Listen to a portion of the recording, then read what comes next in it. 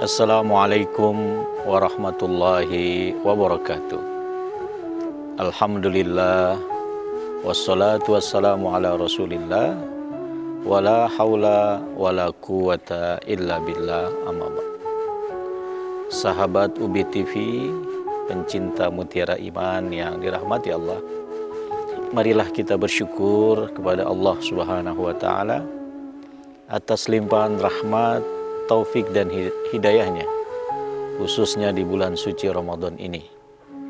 Allah limpahkan berbagai keberkahan kepada kita, beribu kebaikan kepada kita, khususnya kaum muslimin, dengan berbagai syariat ibadah yang bisa kita jalankan di bulan yang penuh dengan kemuliaan ini, Syahrul Ramadan. Sahabat UBI TV, Nabi Shallallahu Alaihi Wasallam mengabarkan kepada para sahabat ketika masuknya bulan Ramadan dengan mengatakan, Atakum Ramadan syahrun mubarak. Telah datang kepada kalian wahai para sahabatku bulan Ramadan, bulan yang penuh dengan keberkahan. Di antara yang disebut dengan keberkahan oleh Rasulullah adalah bahwa di bulan ini diwajibkan berpuasa. Di bulan ini juga diturunkanlah Al-Quran. Dan di dalam bulan ini ada suatu malam yang kebaikannya lebih baik dari 1000 bulan. Inilah di antara keberkahan Ramadan. Sahabat UBI TV yang dirahmati Allah, selain dengan keberkahan secara umum di bulan Ramadan itu, sehingga seluruh rangkaian ibadah yang kita lakukan selama berada di bulan Ramadan ini, seperti sholat malam atau sholat tarawih, berpuasa, memberi makan kepada yang berpuasa untuk berbuka, bahkan sahur pun merupakan keberkahan. Dalam hadisnya Rasulullah Sallallahu Alaihi Wasallam bersabda, tasahharu fa inna fis sahuri barokah. Makan sahurlah kalian, karena sesungguhnya makan sahur itu ada keberkahan. Dalam hadis ini Nabi menjelaskan kepada kita bahwa mengawali puasa yang disunnahkan untuk melakukan sahur ternyata ada keberkahannya.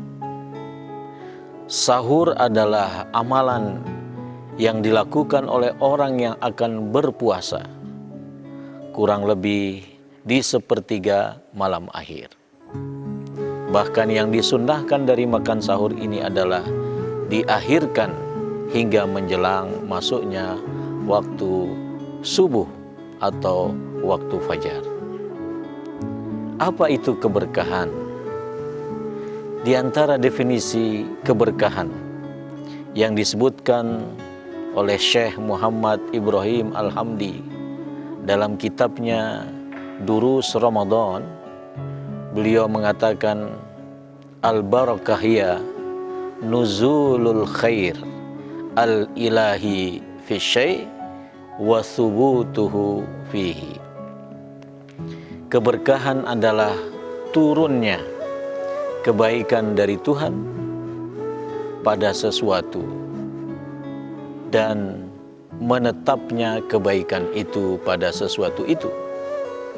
Sesuatu yang dimaksud di sini ada kalanya berupa tempat seperti Masjidil Haram, Masjidil Aqsa, masjid yang penuh dengan keberkahan.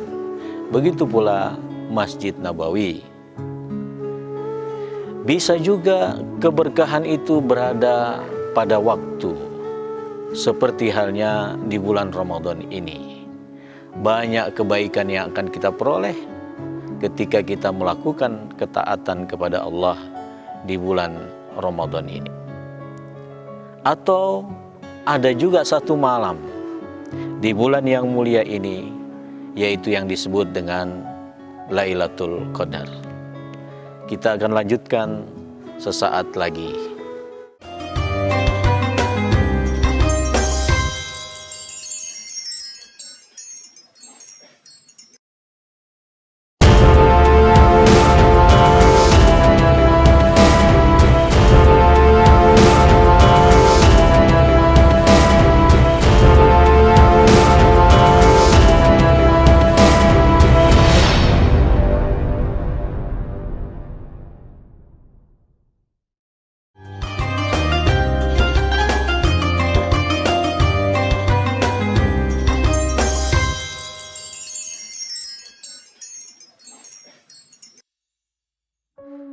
Sahabat UB TV yang dirahmati Allah, jadi keberkahan adalah kebaikan yang turun dari Allah pada sesuatu, dan kebaikan itu akan terus berada dalam sesuatu itu hingga Allah kehendaki. Di antara sesuatu itu dapat kita pahami sebagai tempat seperti Masjidil Haram, Masjidil Aqsa, Masjid Nabawi. Atau juga sesuatu itu bisa waktu seperti bulan Ramadan atau seperti malam Lailatul Qadar. Dan juga sesuatu itu bisa berupa person seperti Nabi kita tercinta Nabi Muhammad SAW, dan termasuk nabi-nabi sebelum beliau adalah Nabi Isa alaihissalam. Di dalam Al-Quran disebutkan, wa ja'alani mubarakan ainama kuntu, dan aku dijadikan oleh Allah penuh dengan keberkahan dimanapun aku berada. Terkait dengan sahur, ketika tadi Nabi bersabda, fa inna fis sahuri barakah, di dalam sahur ada keberkahan. Lantas apa keberkahan sahur? Ada sekurang-kurangnya 6 keberkahan dari sahur yang bisa kita raih dengan melakukan ibadah yang mulia ini. Walaupun hukum sahur bukanlah wajib, tetapi karena banyaknya keberkahan yang akan kita raih, maka hukumnya ditentukan sebagai sunnah muakkadah, sunnah yang sangat dianjurkan dalam rangka untuk memperkuat keadaan orang berpuasa ketika dia melaksanakan puasa di siang hari hingga berbuka.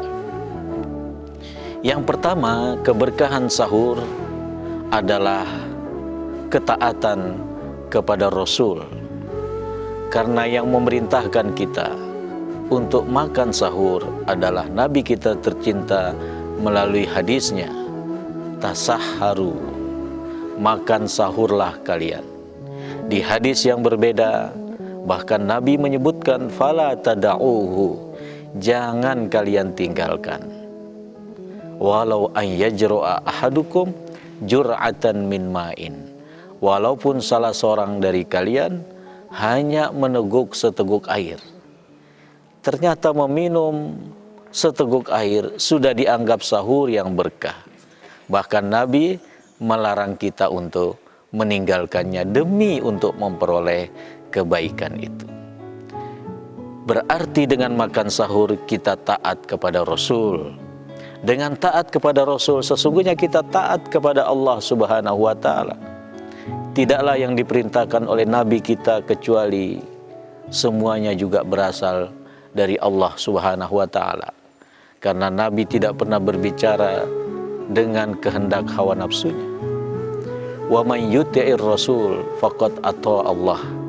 Siapa yang taat kepada Rasul, yaitu kepada Nabi Muhammad, sesungguhnya dia taat kepada Allah. Dan taat kepada Allah dan Rasulnya akan mendatangkan kemenangan. Wa may yuti'illaha wa rasulahu faqad faza fawzan azima. Siapa yang taat kepada Allah dan Rasulnya, maka dia akan memperoleh kemenangan yang besar. Demikian Allah berfirman. Sahabat UB TV yang dirahmati Allah, keberkahan yang kedua yang kita bisa peroleh dari makan sahur adalah bahwa sesungguhnya makan sahur ini sebagai pembeda syariat puasa kaum muslimin dengan puasa umat terdahulu. Sebagaimana kita maklumi, Allah perintahkan, Allah wajibkan kita puasa, juga Allah telah wajibkan umat terdahulu. Kutiba alaikumusiyam kama kutiba alal ladzina min qablikum. Telah diwajibkan atas kalian berpuasa sebagaimana telah diwajibkan atas orang-orang sebelum kalian. Di antara umat yang telah diwajibkan itu adalah ahlul kitab, Yahudi dan Nasrani. Mereka juga diwajibkan untuk berpuasa. Tetapi yang membedakan adalah bahwa dalam syariat puasa mereka tidak didahului dengan makan sahur. Hal ini kita temukan penjelasannya dalam hadis riwayat Muslim dari Amr bin As. Nabi SAW bersabda, "Faslu ma baina siyamina wa siyami ahlil kitab aklatus sahar." Beda antara puasa kami, yaitu puasanya kaum muslimin, umat Nabi Muhammad, dengan puasanya ahlul kitab adalah makan sahur. Berarti dengan kita makan sahur, kita mengikuti Nabi dalam menyelisihi ibadah orang-orang ahlul kitab, Yahudi dan Nasrani. Nabi dalam banyak hal juga banyak menyelisihi syariat-syariat umat terdahulu. Sahabat UB TV yang dirahmati Allah, keberkahan berikutnya bahwa dengan kita makan sahur berarti kita akan memperoleh kebaikan. Nabi SAW dalam hadisnya mengatakan, la yazalun nas bi khairin ma ajjalul fitra wa akhirus sahur. Manusia senantiasa memperoleh kebaikan atau berada dalam kebaikan manakala dia menyegerakan berbuka dan mengakhirkan sahur. Sejenak kita jeda, insya Allah kita lanjutkan sesaat lagi.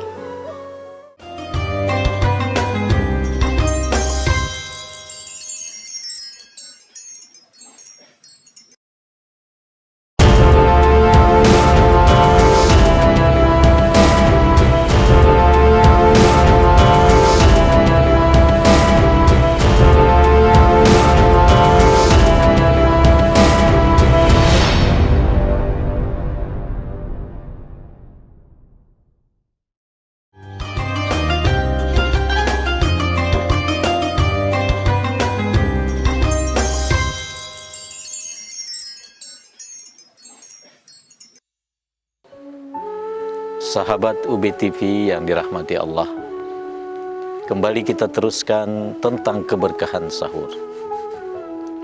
Keberkahan sahur yang telah kita bahas tadi adalah bahwa orang yang makan sahur akan memperoleh kebaikan. Tapi Nabi menyebutkan kesunahan keberkahan itu ketika sahur diakhirkan. Wa akhirus sahur, dan mengakhirkan sahur. Selanjutnya, apa keberkahan sahur lagi? Di dalam hadisnya Rasulullah SAW setelah mengatakan fala tada'uhu, jangan kalian tinggalkan sahur itu. Walau an yajra'a ahadukum jur'atan min ma'in, walaupun kalian meneguk seteguk air.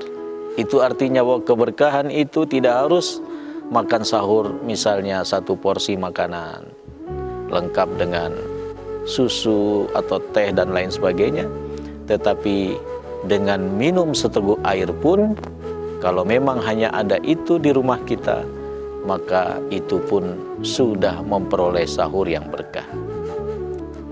Lantas apa kata Nabi?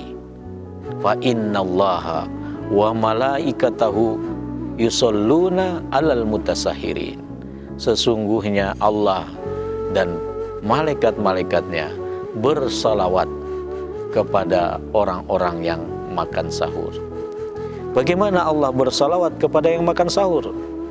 makna Allah bersalawat kepada yang makan sahur, Allah akan berikan rahmatnya, Allah akan berikan kebaikannya. Dan makna para malaikat bersalawat untuk orang-orang yang makan sahur, malaikat akan mendoakan mudah-mudahan yang makan sahur itu memperoleh ampunan Allah, dan mudah-mudahan yang makan sahur itu mendapat rahmat dan kebaikan dari Allah Subhanahu wa Ta'ala. Sahabat UB TV yang dirahmati oleh Allah, selanjutnya apalagi keberkahan dari makan sahur ini? Ketika seseorang bangun untuk makan sahur, sesungguhnya dia bangun di waktu sepertiga malam akhir. Di sepertiga malam akhir inilah disebutkan Nabi dalam hadisnya, Allah turun ke langit dunia. Untuk apa Allah turun ke langit dunia? Untuk melihat hamba-hambanya. Mana hamba-hambanya yang beristighfar, maka Allah akan mengampuninya. Mana hamba-hambanya yang meminta sesuatu, maka Allah akan memberikannya. Dan mana hamba-hambanya yang memohon, berdoa, maka Allah akan mengabulkannya. Berarti waktu sahur ini sesungguhnya waktu yang tepat untuk beristighfar, untuk memohon ampun kepada Allah. Karena di dalam Al-Quran Allah berfirman, wabil ashari hum yastaghfirun, dan di waktu sahur mereka memohon ampun. Atau di ayat yang lain, wal mustaghfirina bil ashar, orang-orang yang memohon ampun di waktu sahur. Begitu pula dengan berdoa. Berdoa di sepertiga malam akhir, di mana waktu ini kita sempatkan untuk makan sahur, tetapi kita sempatkan juga untuk berdoa kepada Allah, maka insya Allah, Allah akan mengabulkan doa kita. Yang berikutnya dari keberkahan sahur itu adalah bahwa orang yang bangun untuk sahur, terutama ketika dia bangun lebih dekat dengan waktu sholat subuh, artinya dia berusaha untuk mengakhirkan makan sahurnya, maka dia berpeluang untuk datang ke masjid, melaksanakan sholat subuh berjamaah. Ini merupakan juga bagian dari keberkahan sahur.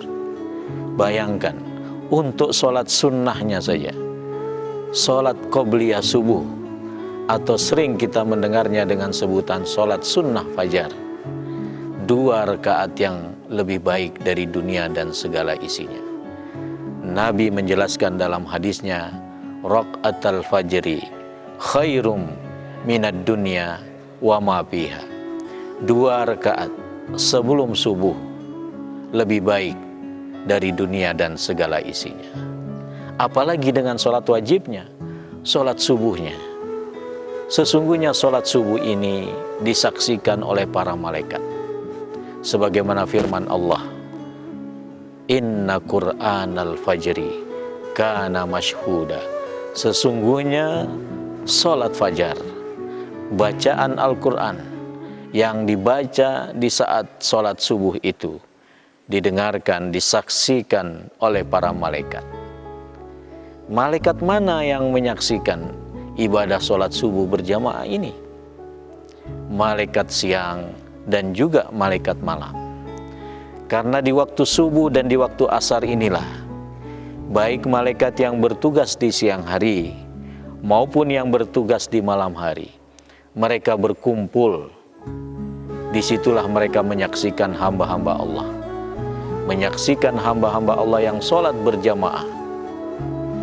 Malaikat malam yang telah selesai bertugas dan akan kembali kepada Allah untuk melaporkan tugasnya, maka ketika ditanya oleh Allah, kaifa taraktum ibadi, bagaimana kalian meninggalkan hamba-hambaku, maka serempak malaikat malam akan mengatakan, atainahum wahum yusallun wa taraknahum wahum yusallun.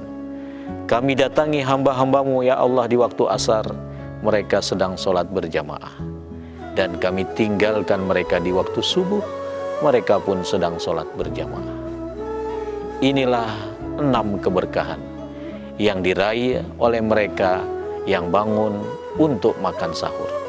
Karena itu sahabat Ubi TV yang dirahmati oleh Allah, mari kita jalankan puasa ini dengan terlebih dahulu mengambil kesunnahan perbuatan Nabi, yaitu dengan makan sahur.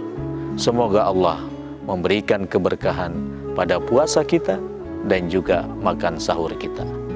Mudah-mudahan ada manfaatnya.